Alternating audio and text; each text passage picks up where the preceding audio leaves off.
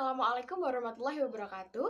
Halo teman-teman semua, perkenalkan, nama saya Andini Widihapsari dari Prodi Pendidikan Akuntansi, jurusan Akuntansi, Fakultas Ekonomi dan Bisnis Universitas Negeri Malang. Nah, dalam video kali ini kita akan belajar mengenai neraca lajur, mulai dari pengertian neraca lajur, jenis neraca lajur, dan juga langkah-langkah dalam membuat neraca lajur. Jadi, simak. Oke, yang pertama kita akan membahas pengertian dan tujuan dari neraca lajur. Neraca lajur atau biasa disebut dengan worksheet merupakan suatu lembaran kertas kerja yang memuat kolom atau lajur yang disusun secara khusus yang digunakan untuk mengumpulkan semua data akuntansi. Nah, dengan adanya kolom-kolom berisi data akuntansi ini, perusahaan dapat menyusun laporan keuangan dengan mudah dan tepat. Oleh karena itu, pembuatan neraca lajur bersifat opsional dan tidak wajib dikarenakan fungsinya hanya untuk mempermudah dalam membuat laporan keuangan suatu perusahaan.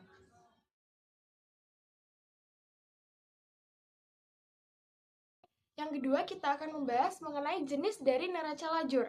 Jadi, dalam video kali ini kita akan membahas 4 jenis dari neraca lajur. Yang pertama yaitu neraca lajur umum.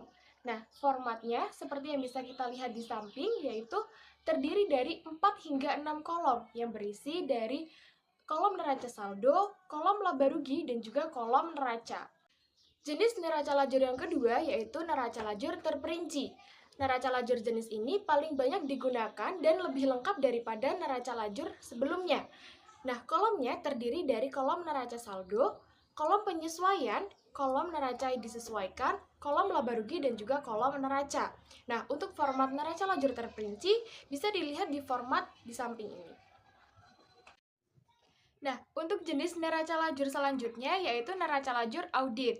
Nah, neraca lajur audit ini digunakan untuk melakukan verifikasi keakuratan data akuntansi yang digunakan dalam membuat laporan akuntansi. Dan format yang terakhir yaitu ada neraca lajur 12 kolom. Nah, jenis neraca lajur ini merupakan jenis neraca lajur yang memiliki kolom paling lengkap, terdiri dari kolom neraca saldo, kolom penyesuaian, kolom neraca saldo disesuaikan, kolom laba rugi, kolom perubahan modal, dan juga kolom neraca. Untuk formatnya bisa kalian lihat di gambar samping. Oke, kita akan masuk ke langkah-langkah menyusun neraca lajur.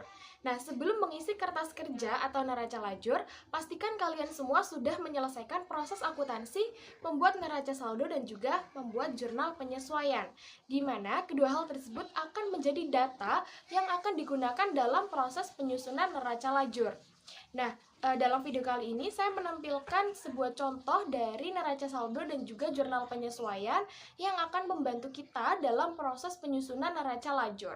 Bisa kalian lihat di gambar di samping ini.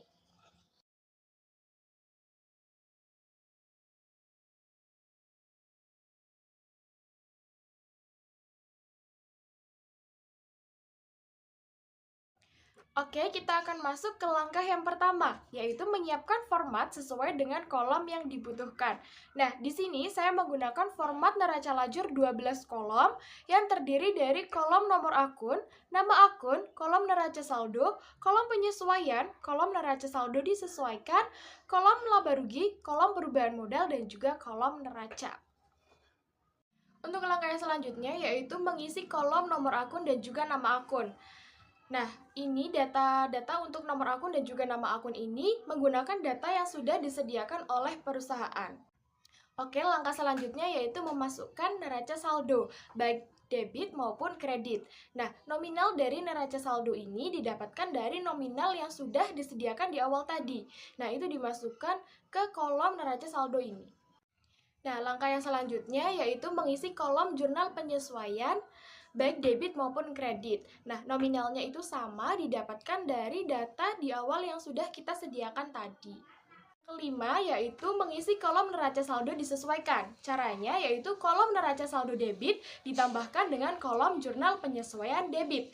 Begitu pula dengan kredit, neraca saldo kredit ditambah dengan kolom jurnal penyesuaian kredit. Nah, jika terdapat neraca saldonya itu debit, tetapi kolom jurnal penyesuaiannya itu kredit, maka nominalnya bisa dikurang. Begitu pula dengan sebaliknya. Untuk langkah yang keenam, yaitu mengisi kolom laba rugi. Kolom ini diisi menggunakan akun nominal saja. Akun nominal yaitu akun yang termasuk dalam akun pendapatan dan juga akun beban. Nah, untuk nominalnya diambil dari kolom neraca saldo disesuaikan, kemudian dipindahkan ke kolom laba rugi ini. Untuk langkah yang ketujuh, yaitu mengisi kolom neraca. Kolom ini diisi menggunakan akun real saja. Nah, akun real yaitu akun yang termasuk dalam golongan akun harta, akun utang, dan akun modal. Dan untuk nominalnya pun sama, diambil dari kolom neraca saldo disesuaikan. Langkah yang kedelapan yaitu tentukan laba atau rugi dari perusahaan. Nah, jika semua kolom sudah terisi, maka tugas selanjutnya adalah menentukan laba atau rugi dari perusahaan. Caranya yaitu menjumlahkan semua nominal di masing-masing kolom. Kemudian, antara kolom laba rugi dan juga neraca, itu hitunglah selisihnya.